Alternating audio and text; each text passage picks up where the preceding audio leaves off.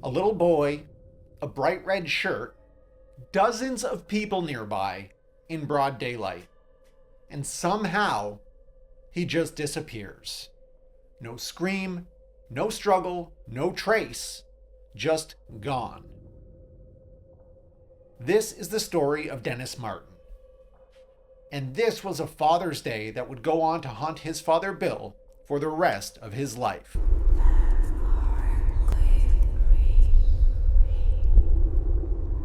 June 13th, 1969, the Martin family begins their annual Father's Day weekend trip.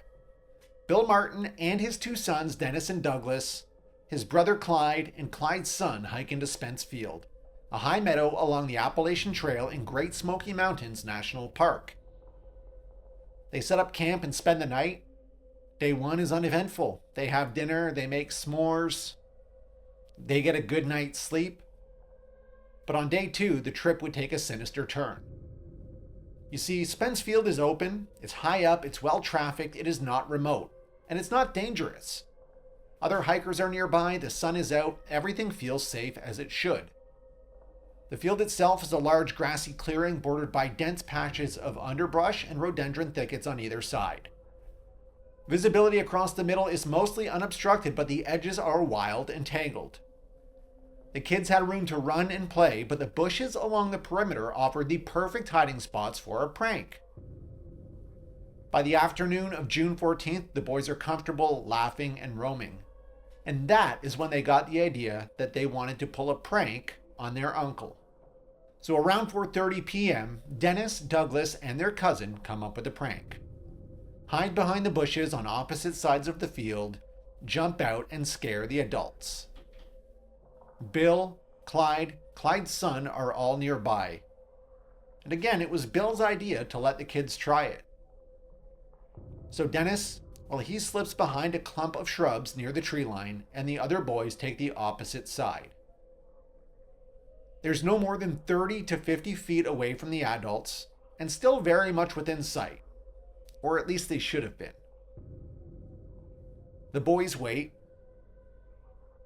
Some accounts suggest it was up to 4 or 5 minutes before they jumped out to deliver the prank. Everyone's laughing.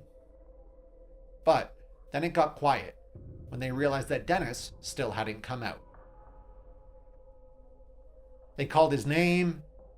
They walked behind the bush to look for him. Nothing. Not even a footprint. Bill Martin reacts instantly. He sprints over 2 miles down the trail, yelling Dennis's name, believing his son had simply wandered off. Meanwhile, Clyde, the uncle, hikes back to the Cades Cove Ranger Station to report the disappearance. Dennis is officially reported missing by 6 p.m., about an hour and a half after the prank. But then, when you thought things couldn't get any worse, a storm was about to roll in by nightfall. It ended up pouring over 3 inches of rain. The temperatures dropped and the trails flooded. Any tracks, any scent are now all washed away. It's as if the forest has wiped itself clean. By dawn the next morning, a massive search effort is underway. Rangers, helicopters, bloodhounds, volunteers. It becomes the largest search in the park's history, with over 1,400 people over several weeks. The dogs, they came in and they picked up Dennis's scent right away, but only briefly.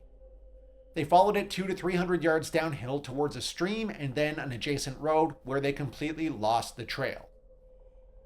Some trackers believe the scent trail shows that Dennis was carried, and that is when things get even stranger. That same afternoon, roughly 5 miles away near Rowan's Creek, the Key family is hiking. They hear a loud, high-pitched scream echo through the trees.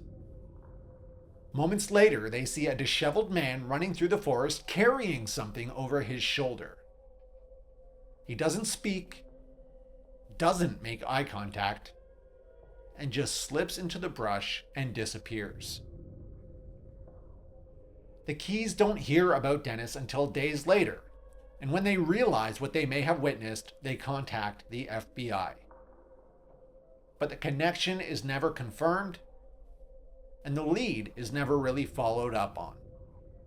Now it raises the question, if they lost the scent at the road, and he was taken by a car, why stop only 5 miles away? Why risk carrying him deeper into the woods where you might be seen? Unless that was the plan all along.